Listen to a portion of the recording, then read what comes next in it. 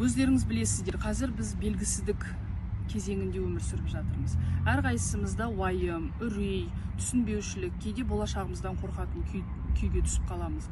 Осы кезде не істеу керек? Бізден сіздерге бір көмек болсын.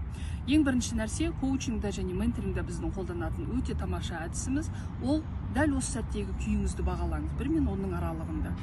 Осы эмоция, осы күй, осы ой маған қалай әсер етіп жатыр? 1 және 10. Осының ортасында өзіңізге баға беріңіз. Одан кейін барып, бірінші кезекте дене арқылы өзіңізге әсер етіңіз. Ол дегеніңіз, баға бердіңіз, серуенге шығыңыз. Ұнасын, ұнамасын, жай ғана денеңіз қимылдасын. Серуенге шығып келіңіз, қаншаға күшіңіз жетеді соншаға.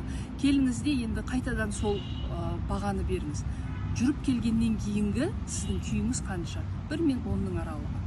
Осыдан кейін барып, өзіңізге сұрақ қойыңыз. Дәл осы мәселені шешуге мен дайынмын ба? Мен шынымен де осыған кірісуге дайынмын ба? Әлде маған іштей дайындық керек па? Ресурс керек па? Осыны айқындаңыз. Егер де сізге ресурс керек болатын болса, сіз өзіңізге күн белгілеңіз. Мысалға, 3 күн мен өзімнің ішкі күшімді жинаймын. Яғни, өзімнің осы мәселені шешуге батарейка жинақтаймын, аккумулятор.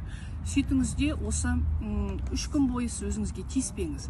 Толыққанды тынығыңыз, жинақталыңыз, одан кейін барып, сізде күш пайда болған кезде, нақты, ең оңай және ең тиімді қандай әдіс болуы мүмкін? Бірінші қадамы, екінші қадамы, қандай ресурстар бар? Осыны реттеп жазып бастаған кезде, сіздің жасампаз ақылыңыз өз-ақ сізге шешім тауып береді. Осындай оңай әрі тиімді әдістерді көп білгіңіз келетін болса, біздің парақшаға жазылыңыз, біз сіздерге түрлі ақпарат және шеберлік сабақтар ұсынамыз.